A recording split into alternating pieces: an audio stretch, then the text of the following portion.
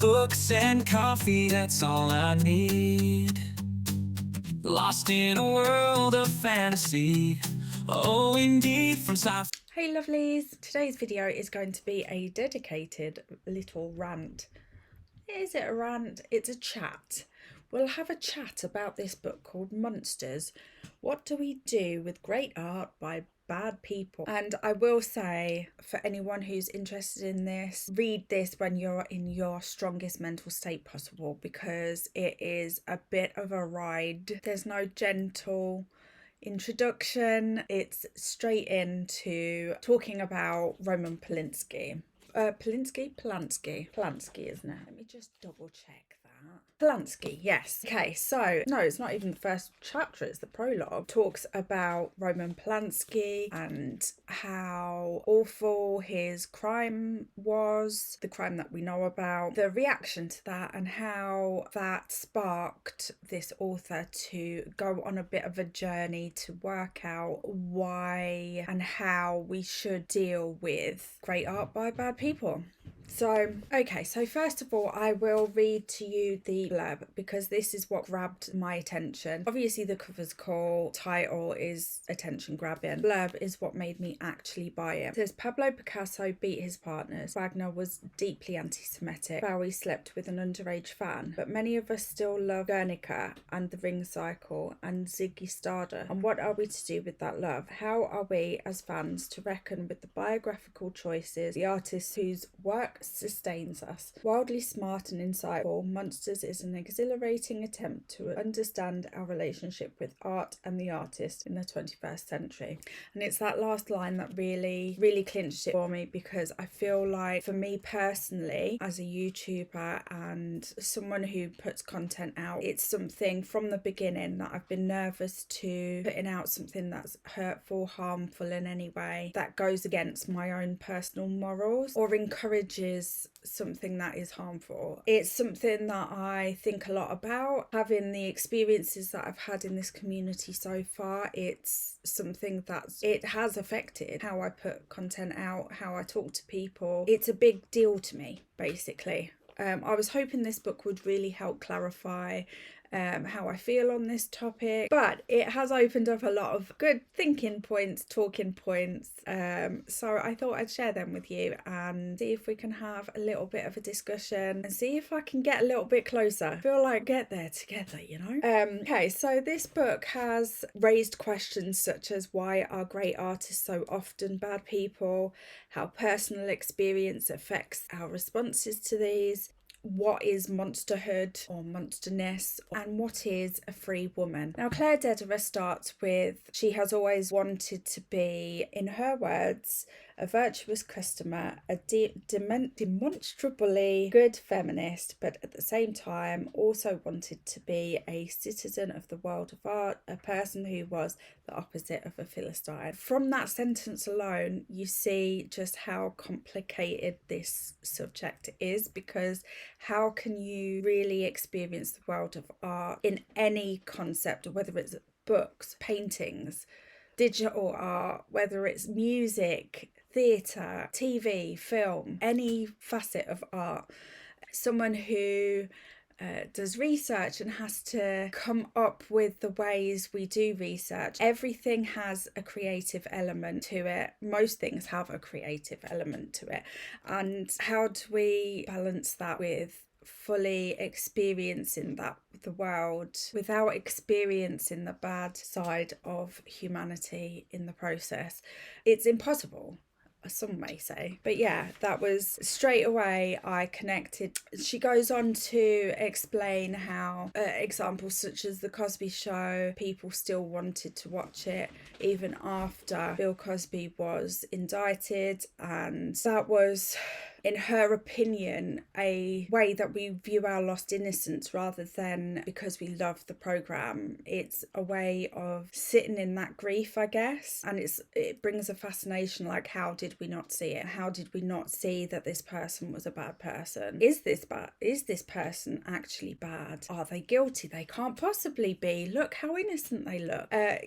That kind of thing. And it really does impact the way that we view art, because it affects effectively stains the author of the art, whether it be the painter, the author, the director, you name it. So yeah, it's really something that she focuses a lot on, this concept of a stain on that person, and that clouds and colours the work differently. She uses another example of Picasso, where she took her children to see an exhibition about Picasso, showing all of his works, but also giving a little bit more information about the man himself and the models. And as they went on through the show, the kids were getting more and more disillusioned and outwardly upset. One of her quotes is that my children, who at this time possessed the fierce moral sense to be found in teenagers and maniacs, were starting to look a little bit nettled. She was looking forward to having an open and frank discussion about this concept of what we do with this great art done by an awful man, and they just wanted to go home.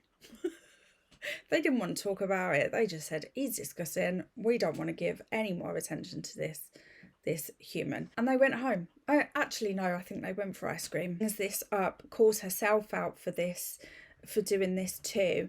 We talk as if we're a we instead of an I.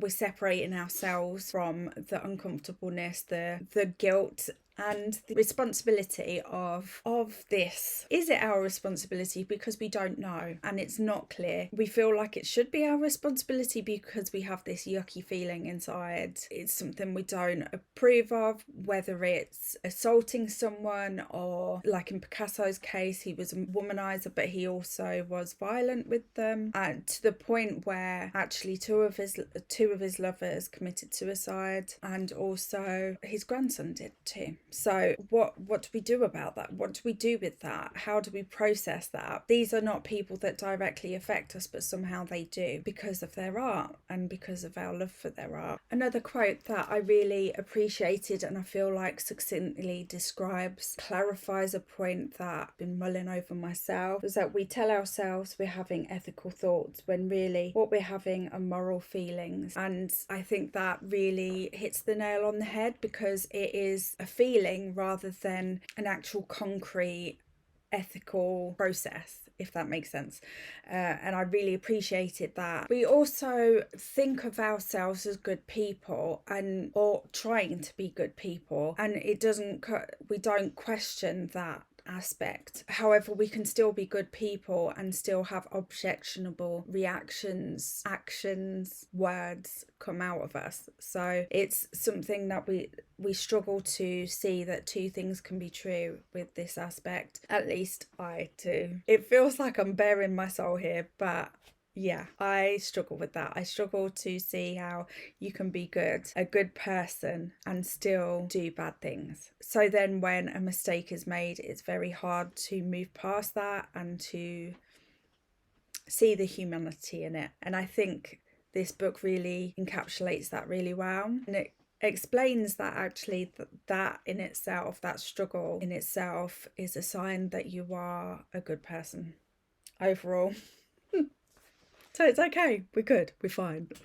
She also states that when someone states that we should separate the art from the artist, we're not only distancing the responsibility or the burden of that person's bad behaviour, but we're also trying to separate the art from the stain of the person that has made that art. So, but realistically, that's not how stains work, and get past that tactic isn't going to work, because it's not allowing us to really explore the consequences of that behaviour. She also explores the concept of a lot of our relationships with art and artists. Again, we're using the artist word as an umbrella term to incorporate all forms of art, including books. And this connection, this relationship that we have, is a parasocial one. So we only have that relationship based on what we are allowed to see from that person. And again, that really connected with me, as a lot of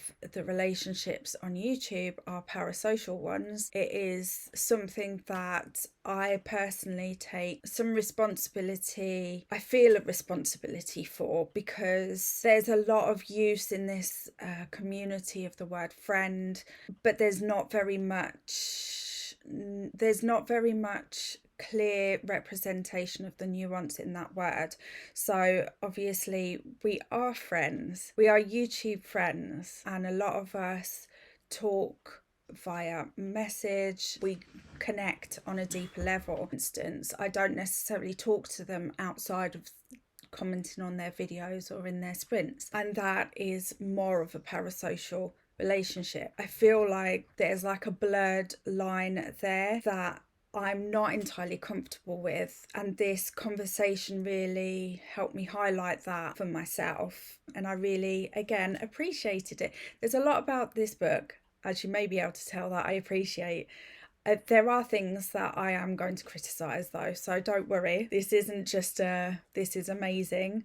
I don't think a book like this ever could be 100% perfect. You're never going to agree with one person's viewpoint wholly and completely, or the way that they present arguments. For me, in this instance, this is very clearly coming from a very strong feminist perspective, which is great. I love that. But there are elements that could be picked up on. Claire Dead are having a chip on their shoulder about certain things and not having a clear perspective over the world as it is now. By that I mean, for example, she talks a lot about the woman's role as a mother, and how we perceive mothers in society as selfless.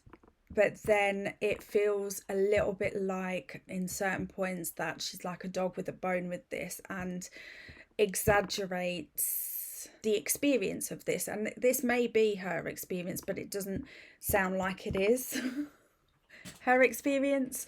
Outside of the worry about childcare taking up way too much of her time for most of her children's lives, and even now, outside of that, she talks about her partner being a very responsible and present parent, and I know from my own personal experience that it isn't, that these gender roles are being challenged. These gender roles are changeable with situation and different people. So I'm not saying that these traditional gender roles are not there.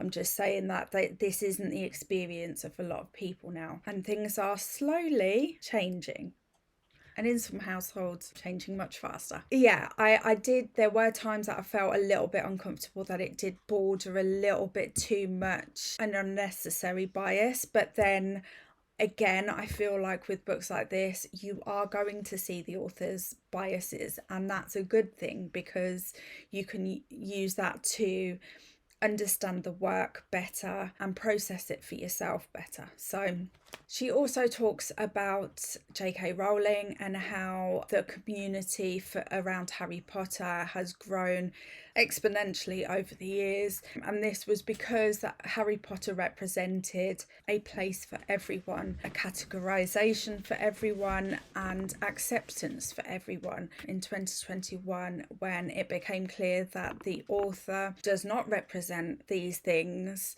there was a lot of hurt, a lot of disappointment, and when people realised that she represents these things but not for them, it was a problem, and continues to be a problem, and has grown in problematic nature when J.K. Rowling has ventured into the political sphere. I wouldn't say that she has done that intentionally necessarily, but her papers that she has published and harmful thoughts and feelings that she has put out have affected politics.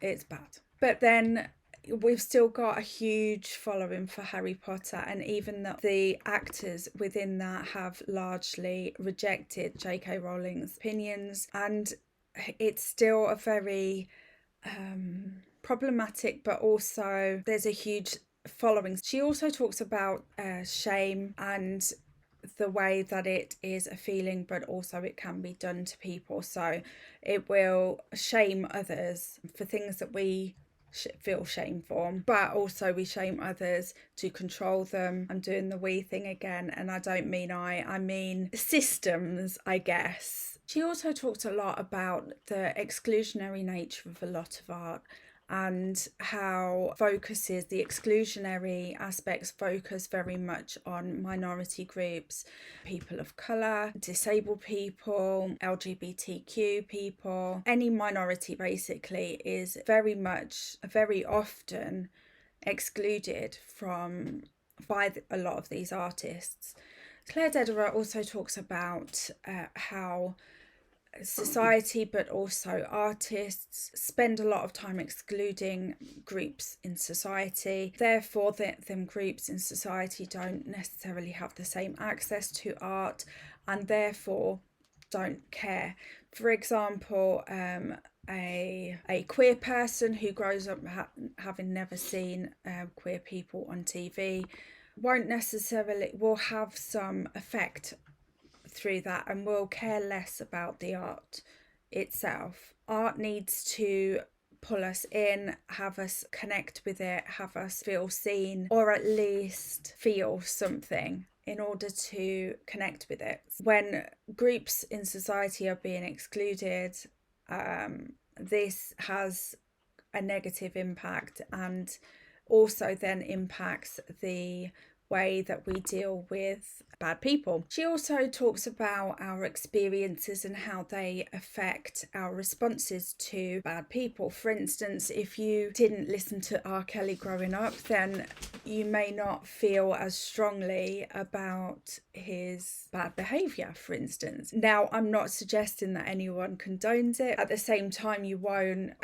recognise the music, so you won't be triggered into an emotion or a feeling when you hear it, and you won't seek it out necessarily in the same way either, because of this previously mentioned fascination with exposure to the art after the stain has occurred, in order to sort of feel that lost innocence, try and work it out, try and see if there were signs, try and feel if there was anything that we could have done differently, because even though we don't have personal responsibility, we feel it at times anyway. Okay, so Claire Dederer also has some arguments that are very devil's advocate-esque. For instance, talks about how Picasso, it's not a crime that he was a womanizer, even if it makes the women in question cross or jealous or crazy or unaliving. But of course, Picasso was also abusive towards these women, beatings and burnings, and moreover, he was a predator of young girls who fascinated him and whom he used as models. She talks about that there's a line there somewhere, that although it's not illegal, it is morally corrupt to have that effect on people. She puts this line in place that Picasso only oversteps when he becomes abusive in other ways, the beatings, the unkindness. So she separates the relationship from the bad behaviour, which I think is, at first glance, it sounds very confrontational and makes you, well, it certainly did with me, it made my hackles rise. Thinking about it realistically, that's true. There's nothing wrong with having multiple relationships in your lifetime, but it's what you do within them relationships that may or may not be problematic.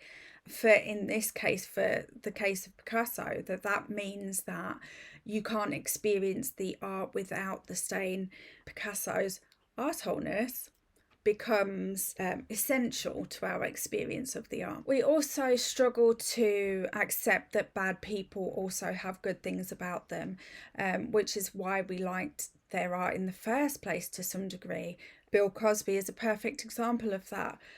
He was a hilarious actor. He was a great actor. He was part of an amazing show and clearly had a lot of really good qualities about him. Again, we can't see that all of this goodness can also manifest in someone who behaves in the way that he did towards other people. It really brings up a conflict in ourselves. For some, I think that maybe we question if there's things about ourselves that we don't know, that we maybe can't see our own badness, our own monsterdom, because we couldn't see it in them. Again, this is kind of me going off on a bit of a thought tangent.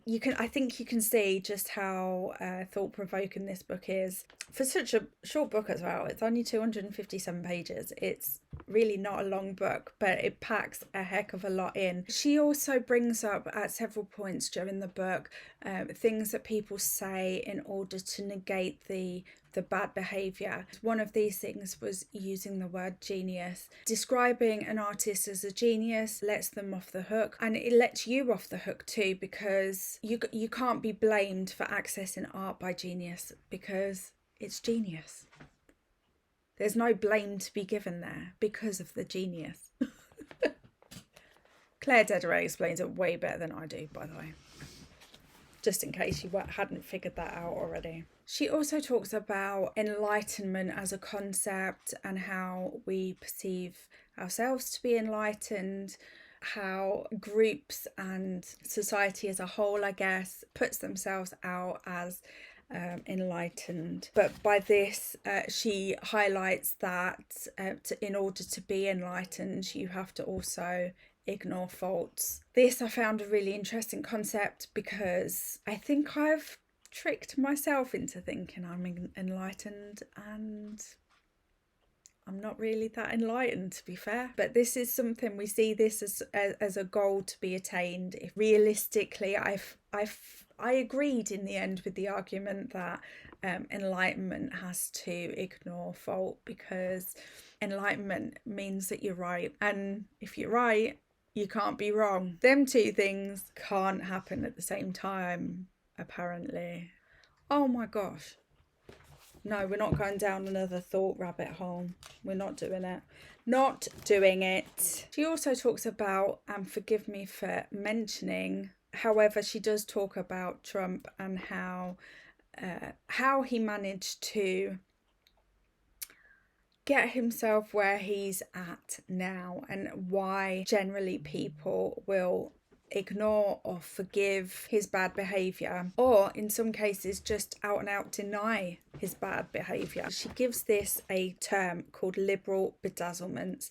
She says that just as the racists who voted for Trump think that we are filled with a like-minded racism if only we'd just admit it. Says that this was exactly what voters loved about Trump, the way he flew in the face of political correctness, which is simply a different name for liberal bedazzlement. Even when, and she uses the example of Hitler's partner, who Hitler was very well known to distrust female drivers, but would let her drive his car and would shout at other women drivers as they were going past, "Watch out, woman driver." That despite that being a bad behaviour as such, that she let it go because she was the exception. A lot of people will let things go when they believe they're the exception to that rule. Very interesting concept. She also talks about how artists that were bad in the past are often forgiven because we feel that we would do things different, going back to this enlightened thought process where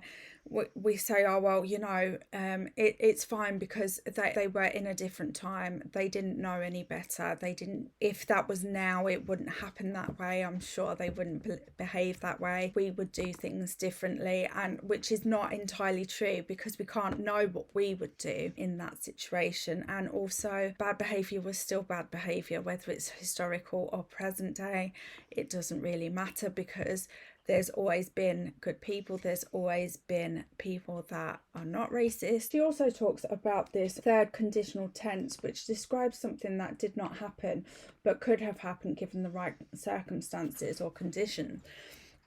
So again, It's this idea that things that happened 20, 30, 40 years ago or longer were done in a different time under different conditions, therefore wouldn't occur today and therefore can be forgiven. I see how that manifests. I've heard people talk like that before. I personally I don't like it. Honestly, I just don't like it, because it is letting people off when they don't deserve to be let off. Just because times were different, it doesn't mean that bad behaviour is okay. What should we do with these sins from the past when we're now enlightened? Realistically, we need to realise that we haven't improved that much. We haven't changed that much, and in some ways we've gone backwards. So this enlightenment is really just a trick of the mind. It's a mirage. It's not a real thing. Enlightenment doesn't exist. Wow.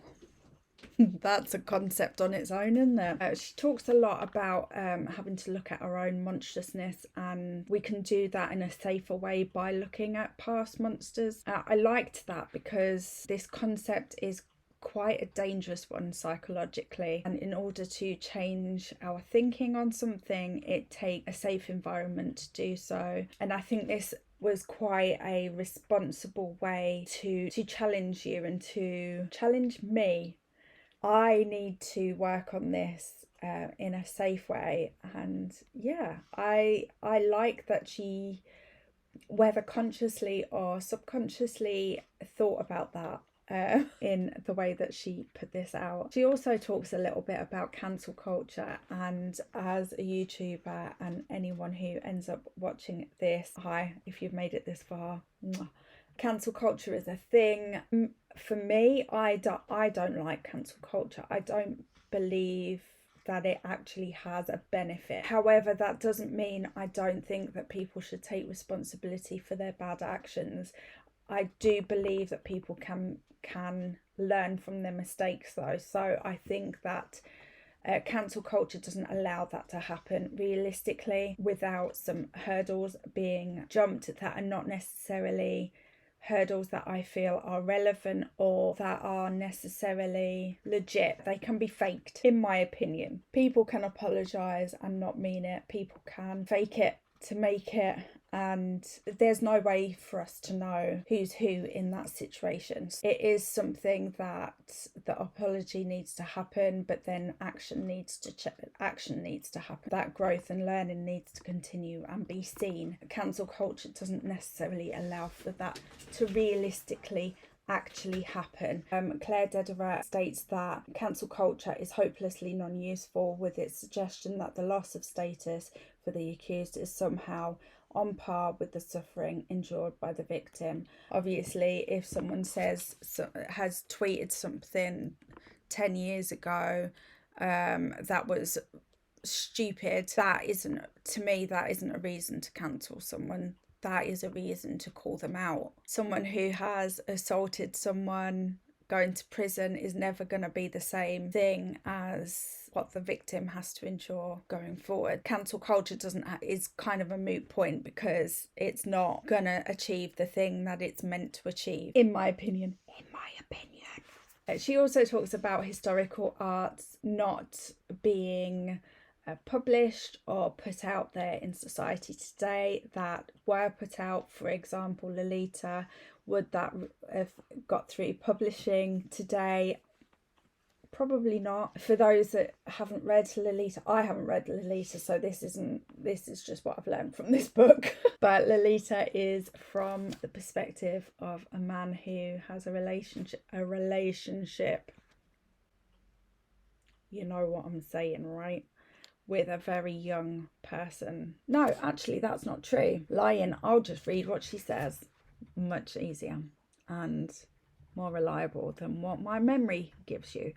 The story of a serial predator who grooms a young girl, abducts her, takes her on a cross-country road trip, bars her every night and in the mornings too, and prevents her escape at every turn, and we only get his point of view.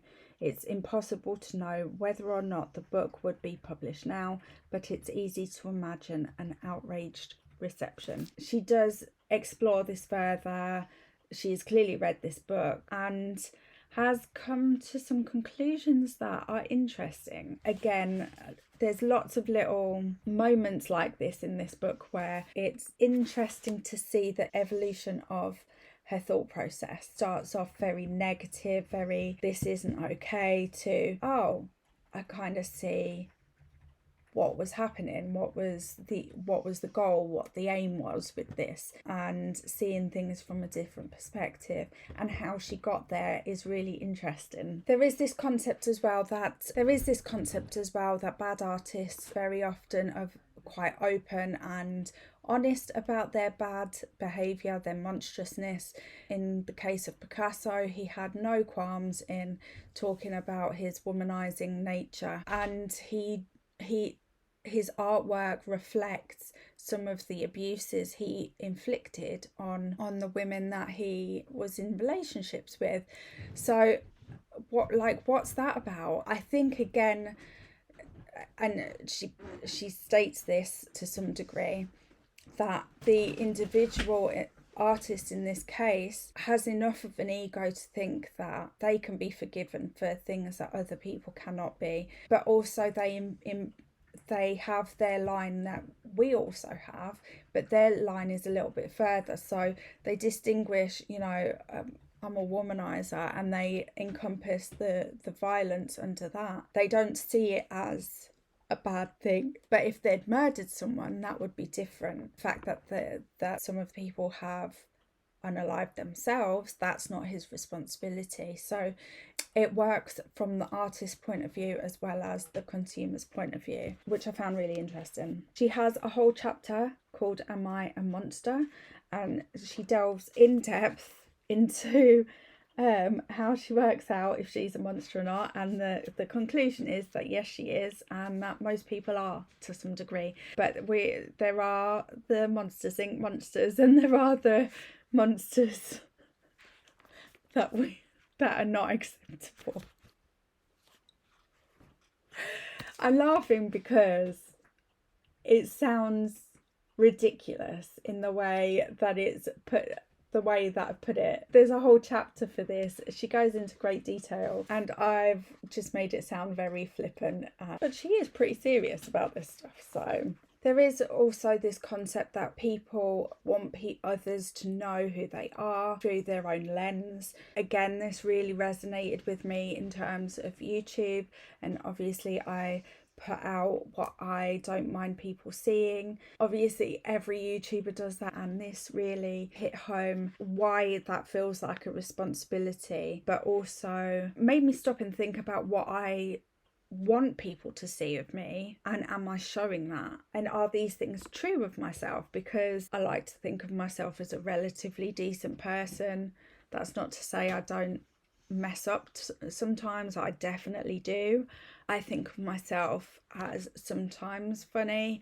I think of myself as someone who seeks education but is not necessarily educated, if that makes sense. So obviously there are things that I know about from education. I feel that I'm a person that is going to keep on that track because I don't feel like I could ever learn enough about anything ever. And these are things that I think I put out, but I have no idea if I do.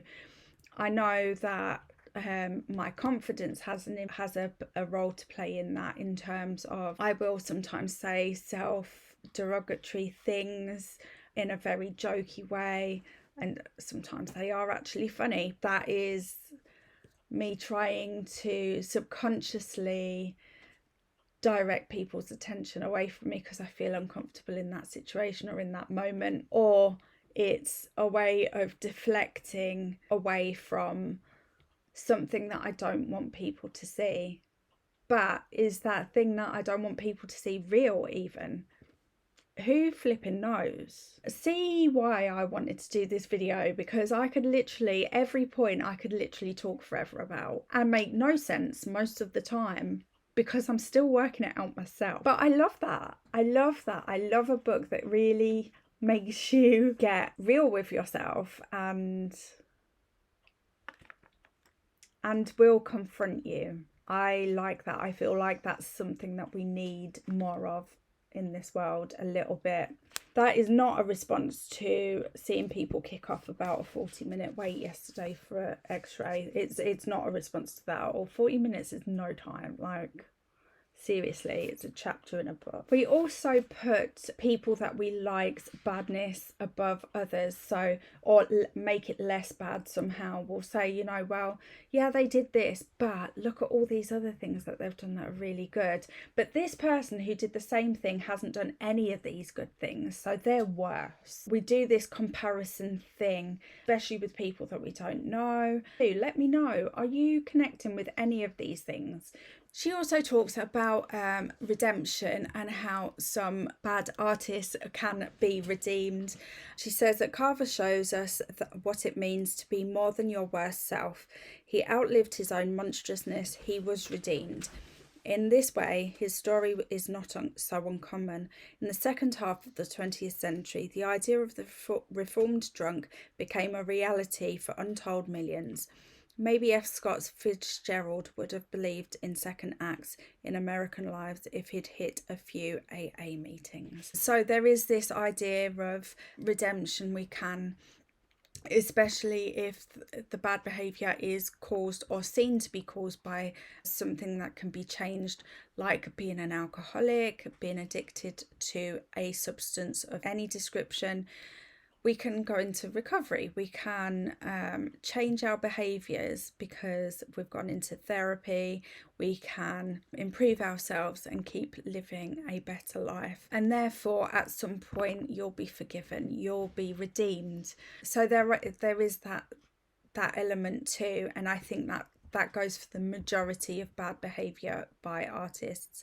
Obviously, some of these examples are the more extreme examples of illegal acts of life-changing where they have victims. She nearly ends this with the idea that we are both monsters and victims, and that's what all people are. And this concept I found interesting as well, because I generally agree with it. I do also think that we all have good and bad elements of our person, we all have prejudices, we all have hang-ups and experiences that have shaped the way that we think and feel about others, that inform our actions. So it is, on the surface, a statement that I agree with. I think it is too general a concept though, because I think there is this type of monster that is different, that is separate from the rest, that isn't like all the other girls, you know? And I think to say that everyone is a monster and a victim, yes, that's true on the surface, but it kind of simplifies the situation that isn't that simple. It's a great place to start, rubbish place to finish, and she nearly finished with it, so I wouldn't have been very happy if she finished there. She also talks about the responsibility aspect that I've mentioned several times previously already.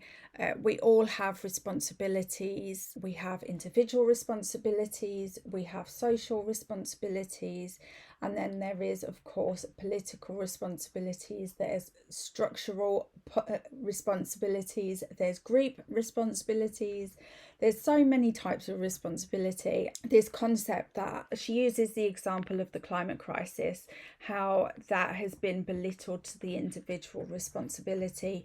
We all need to recycle in our homes. We need to we all should be composting. We should be buying local. We should be vegan. We should be switching to electric cars. That's the individual's responsibility, but it is a relatively small impact, but yet big corporations and governments are making it sound like we need to do all of these things in order to stop the climate crisis, when realistically the change needs to happen from the top down. It is a way that governments and corporations will deflect from their own responsibilities and continue to behave like monsters. So this concept that it's just artists is not a thing. it's pervasive in every aspect of the world. And I like that she saved this for near the end, because we can look at that individual responsibility and how much of the responsibility when it comes to how we respond and deal with the monsterness of artists. She confronts these things that people often say when they're trying to not deal with this subject and this issue. They'll say things like, well, are you going to get rid of all of that artist's work? Are you not going to buy from them? Are you not going to be a consumer of that art anymore? And actually that's deflecting, but also it's this way of saying that if you call out a bad behaviour and then consume that art, that therefore makes you also a monstrous person. And that is not true. That is not true, because there are ways around this, in my opinion. For example, the Harry Potter books, I don't put, this will be the one and only time I mention that I have them on my channel. I don't put them on my channel. I don't put anything to do with J.K. Rowling as a general role, unless it comes up in a conversation like this, where I'm clearly stating that I don't agree with her monstrousness. Yeah, I have her books. I've had them since I was young. I bought them for the boys when they were little. Would I buy them again? No. Well, I wouldn't buy them new. I would maybe buy them secondhand if I didn't already have them. But then there are other artists. For example, Stephen King. I really enjoy Stephen King's work, but there is a lot of misogyny and racism in his books. His books over his whole career are like that. There's always at least one racist character, and there's always a misogynistic character in his books. But then he's redeemed in my eyes to some degree, because he's also in real life stood up for the trans community. So there is that flip side, that thing that I can't agree with, that monstrous aspect of his work. I don't think he's a monstrous person from what I can tell. I don't know him, and I have his books, but I don't buy them new. I buy them secondhand, and I don't review them generally on my channel, because again, I don't know where I feel. So it's a little bit different to the J.K. Rowling thing. I know exactly how I feel about that. With the Stephen King thing, I'm a little bit on the fence. I'm a little bit not sure, but that doesn't mean I won't err on the side of caution until I'm sure. And I was hoping this book would help me with that. It has not. No, it has. It has to some degree. It's moved me forward on this journey, shall we say. And finally, the thing that I want to finish with is ultimately our connection and relationship with art can change. Just like our relationships in real life, the more we learn about the artist, that will affect the way that we consume and how we connect with that art, and that's okay. If you've made it this far, honestly, thank you so much. I really appreciate you. You'll never know how much, probably, but I will try. I will endeavour to keep showing you how much I appreciate you. If you have made it this far, let's put some sort of monster emoji. Let's just be like all the other girls, eh? Not a girl. Yeah, so let me know if you have read this book, if you plan to read this book, how you feel about this topic. Have you got any personal experiences that you're happy to share? Let's have a discussion. I really want to explore this more. I don't know. I still don't know where I am. It's going to take me probably another 10 years just to process this book. I'm dyslexic. It takes time, right? Yeah. So thank you so much for hanging out with me today. Thank you for letting me droll on about this one book that I need to really figure out and understand better. Yeah. Love you. Bye. Bye. Love you.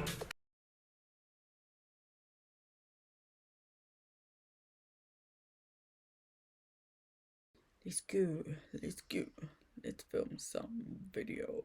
This video is going to be a dedicated video.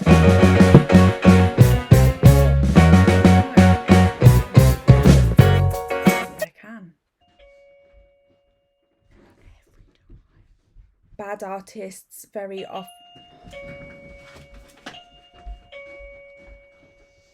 What? I still haven't turned off the reactions. And I keep saying we because I don't want you to know it's me. Just in case Claire Dedera ever watches this, I don't think she will. And a large part of me hopes she never does. Matt!